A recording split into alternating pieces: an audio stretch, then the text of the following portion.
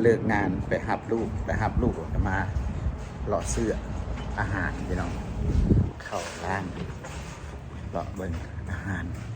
มันมีอาหารอีหยังเนี่ยเอาไปเบิ่งกันพี่น้องจ้ะพวกคนนับข้าวเต็มเลยมีน้ำแข็งมะกล้วยสุกกล้วยขายกล้วยพี่น้องหนาๆเลยสุกแล้วใหม่แล้วเนี่ยมาเกี้ยงพี่น้องเกี้ยงใหญ่เฟิร์นใหม่ยังวะส้มโอพี่น้องไปเบิ่งกันเขาจะขายอย่างในห้างนี่ขายฮอดอันนี้วะนี่ยังก่อนนี่ก็ลืมละคาพี่น้องขายหลายเนาะของหลายนี่มีคามีขิงพี่น้องครบเลยห้างนี่ขายฮอดอันน่ะยังก่อนนี่ปักปังพี่น้องปักปังบักทั่วกำหนึ่ง6 ดอลบักทั่วพี่น้อง4 ดอลหลายอย่างเลยมีของเยอะห้างนี้ก็เจ้าขายหลายอย่างเนาะได้อย่างนี้ละไม่ยังนะอันนี้ว่าก๋วยเตี๋ยวเรือ อันนี้น้ำเงี้ยวเครื่องปรุงน้ำเงี้ยวผักเลย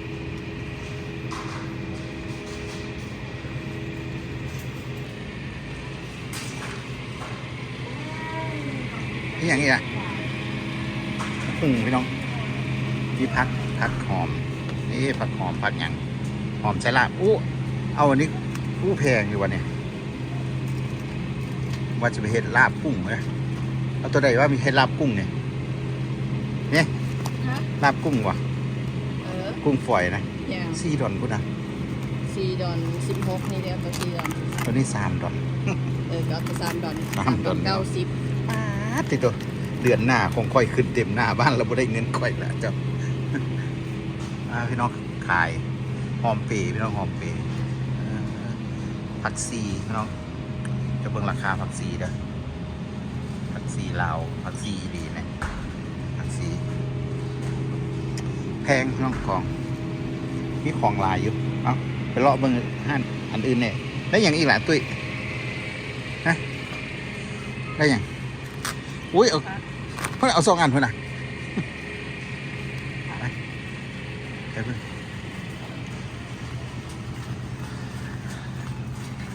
มีแต่ของกินเล็กน้อยพี่น้องเต็มอยู่นี่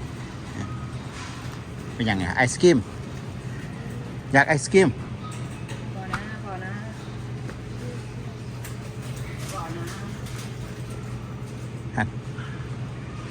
เสี่ยวยังไงนะไอศกรีมก็อยู่พี่ให้แม่บอกให้เอา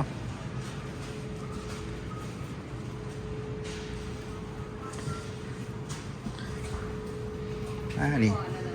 กุ้งแห้ง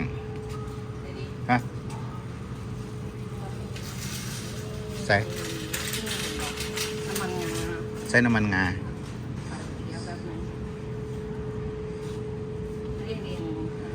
แล้วมึงเอาไปเฮ็ดอีกอย่างเอาไปเฮ็ดอนาข้าวซูชิให้มันได้เห็นปะเอาไปลองมึงนู้นสิเป็นตะกินวะนะว่าจ้ะไปลองมึงเรียกเข่าลาวเรียกเข่าลาวเข่ามาจากลาวเนี่ยเข่ามาจากลาวเห็นปะเนี่ยข้าวเหนียวสันปะตองนี่นะเขาจะว่าเขาเรียกว่านี่นะ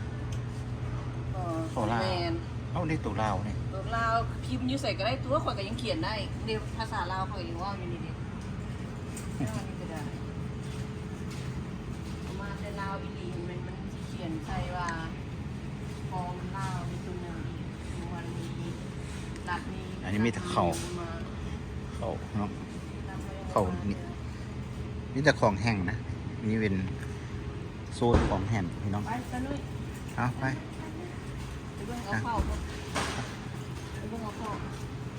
อันนี้ แป้งขนม แป้งสลับ แป้งครับสาลาเปาเป็นอีหยัง ที่นี่ดอนหมกเกา แพงเนาะ นี่เขาที่มาน้ำซอสดูไป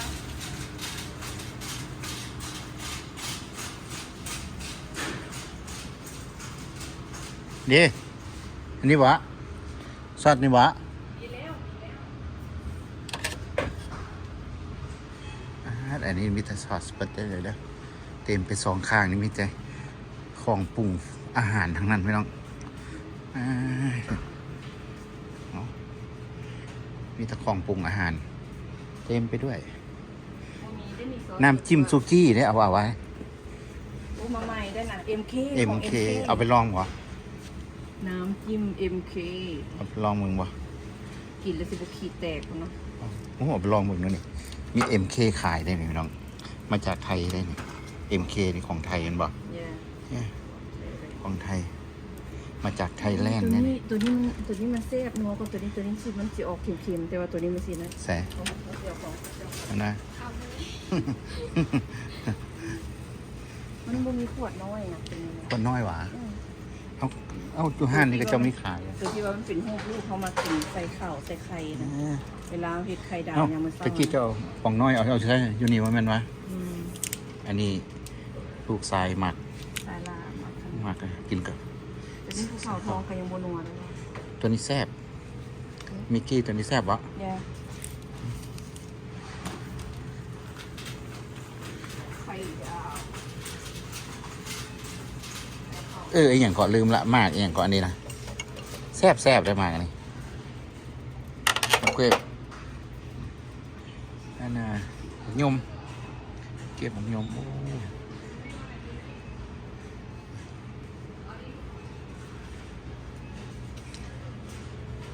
เอาไปเบิ่งห้าน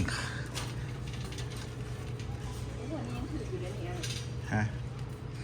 ใส่ บอลเดือน2 ดอนไปเนาะอันไอกีก็คือกัน โอ้อันนี้ดอนหนึ่งดอนปลายเอาไปไว้นะ คือ เอาไปไว้ฮะเฟือเครื่องปรุงเฟือพี่น้อง เนี่ยคน ปรุงเฟือ อันนี้เครื่องปรุงลาบสำหรับเจ้าเฮ็ดลาบบ่เป็นนี่นะ เห็น เจ้า ปะ เฮ็ดลาบบ่เป็นนี่จะใส่ โอ้ยมีฮอตเครื่องปรุงลาบสมัยนี้ สำหรับพ่อบ้านที่เฮ็ดอาหารบ่เป็นใส่กันเลย มาจากไทยอยู่นี่ ใน เนาะ ไทยนะของไทยแซ่บอร่อย ได้เครื่องปรุงฟูดเอาไปเบิ่งเข่าโอ้เนี่ยปองปลาเอาดีนะตุ้ย 3 แม่ครัว3พ่อครัวอยู่ลุม สาม 3 แม่ครัว ค่อยอยากหู้คือกันเลยเนี่ยนะอันสามไม่ครัวนี่นะ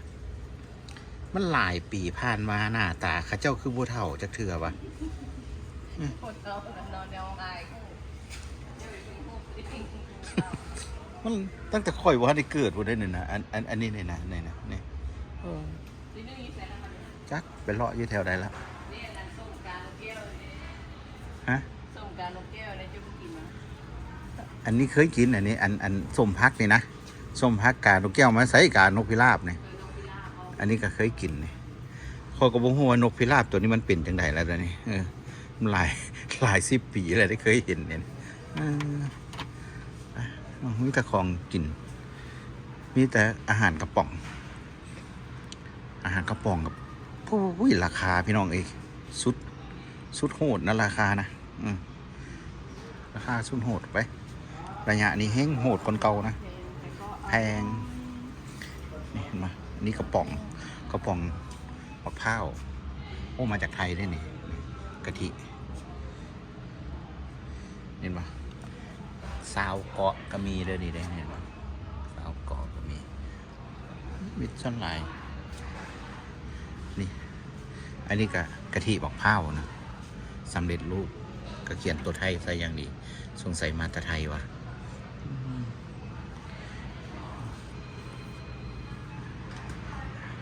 อันนี้มีอย่าง หาของเมย์บ่เห็นแล้วมันเพิ่นเสีย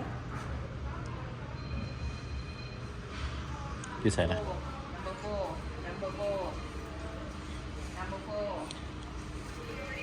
น้ำโบโก้เงยหน้าคือเบอร์น้ำโบโก้ ก็ไ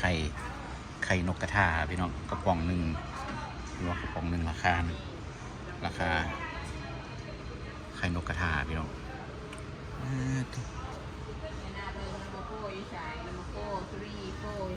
เอาลูกชายลงละห้านนี่ห้านใหญ่หลายลูกชายหล่าลงห้านละไปเลาะเบิ่งก่อนจูเจอะไรทุกแบบนี้หุ้ย ไปได้อย่างมาไม่ยังหันมาโซเนาะมาติดตัว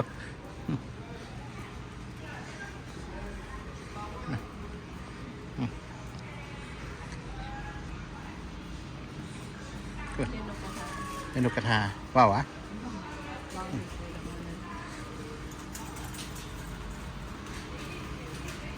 ตัวนี้ตัวเป็นกองงามขนาดไหน ฮะ ยำแซ่ขนาด โอ้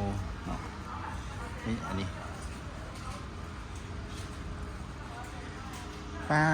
ติโตมีแต่ผู้สาวยืนอยู่ซาบลาบเลยนะคุณนะนี่แต่ผู้สาว มาเบิ่งห้านค่ะมาซื้อเข่าพี่น้องเบิ่งเข่าเอาตัวได้ละเข่าเนี่ยฮะโอ้ยอันนี้เป็นอย่างนี้อันนี้เป็นเส้นอย่างก็เส้นข้าวปุ้นนะเส้นข้าวปุ้นได้เนี่ยอันนี้มีเส้นข้าวปุ้นเต็มไปเบ้อเส้นเฝอวะ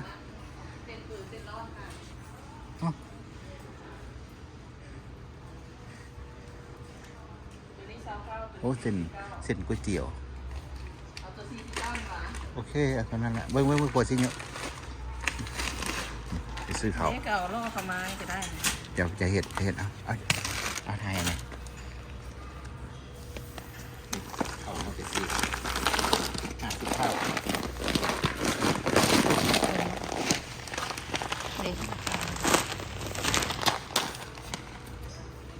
ข้าวเหนียวข้าวเหนียวข้าวไก่น้อยนี่ไปปุ้มตัวนั้น45 โมเมนต์ข้าวไม่ปุ้มบ่แม่นมาลองเอาไปกินมึงแม่สันฮะเอาไปลองมึงหมดแอปเปิลที่กับแอปเปิล2 หน่วยนะแอปเปิลหน่วยนึงลองแบบเดียวก็ลองเอาไปกินเบิ้งใช่ไหมเอาลองมึงเนาะโอเคพอได้น่ะถือก่อนกัน9 ดอนอันนั้น4 ดอนลองเบิ้งตัวนี้แอปเปิล2 หน่วยตัวนั้นแอปเปิลหน่วยเดียวเอาไปลองดูเนาะตัวนี้เป็นของยี่ห้อของคนม่งลองเบิ้งเชื่อเขาจะDad, this isn't apple. มานี่ลองเบิ้ง This is cherry. เชอรี่แม่นแล้วเนาะชูเชอรี่เอาลองเบิ้งเล่นกัน4 ดอนพี่น้องกับห้องเล่นกัน4 ดอนเปลี่ยนเอาเม็ดป้อมเล่นกัน4 ดอนเนาะกาเชอรี่เอาดีวะพอว่ากาแอปเปิลสัตว์แอปเปิลกับแบบนี้แหละแอปเปิลนะไปเบิ้งเงินซองนี้พี่น้องอันนี้เครื่องไส้ไปตักบาทนะนี่เพราะว่าเพิ่งเอามาขายได้ขันก็มาขายนะมีขันโอ้มีขันเงินขันทองมาขายมันวะงามเลยไม่ยั้งหันเป็นมีขายหลายอย่างเลยโอ้นี่โจกน้ำงามเลยพาพานโอ้งามเลย75 เหรียญงามเนาะงามเป็นของจีนของเวียดมีเบิร์ดได้นี่เห็นไหมพูดนะเบิ้งขันนะจอกซาจอกขันตักบาทนี่ขันตักบาทตักบาทชัดขันตักบาทนะเงินเครื่องจีนเครื่องเพื่อนเอาขันตักบาทมาขายพวกนี้งามๆทั้งนั้นเลยโอ้โหว่าอันใดสวยดีงามมันเป็นเทียนเป็นเอียงก็มีเยอะเลยจอกเหล้าเดี๋ยวที่จอกเหล้าได้ผู้สาวเห็นไหมไหวมีพกไปเลยเห็นไหมของมาซื้อก็ได้สำนีแหละของมีเข่าครับเข่าสำนีจ้ะจาก93 81 เด็ดครับ93 ดอลโอ้ยเอาเนี่ยออกห้านว่านี่จะได้ของเต็มล่อละเต็มเลยค่ะมีกรอบเดียวก็บอกตัวนี้ได้ทั้งนี้ละของเลยเนาะเอาปอ1ปลาหมึก ทงหนึ่งขนาดไหนที่ เอาเสียให้เบิ่ง ไม่ได้ ให้เบิ่งเนี่ยนี่แหละเนี่ย94 ดอนปลาย ได้กับมือครึ่งเดียว ตรงเดียวนั่นแหละได้เข้า เอาความ สอบหนึ่งเอากะบ่มีอย่างหรอกพี่น้องลงตลาดกะเบิดไปเกือบ100เนาะ40เป็น94 ดอน ทำให้รถไฟอยู่บนนั้น 94 ดอนก็ได้เข้าก็ของกินเล็กๆน้อยๆกระจบคลิปไว้ซ้ำนี้เด้อพี่น้องเด้อฝากติดตามเนี่ยพบกันคลิปหน้าว่าเชื่อมื้อนี้เห็นแบตเตอรี่เบิดก็เลยบ่ได้ทายเบิดทุกอย่างเด้อไว้มื้อหน้าที่ ข้าวเห็นบ่มงข้าวเห็นครับ อ่านโมงเท่าเนี่ยซื้อป้ายกับยูทูบนั่นแหละเดี๋ยวจะได้เข้าเป๋าหนึ่งเอาฝากกดไลค์กดแชร์กดติดตามให้ได้เพื่อเป็นกำลังแห้งใจ พบกันใหม่คลิปหน้าพี่น้องบ๊ายบายทุกคน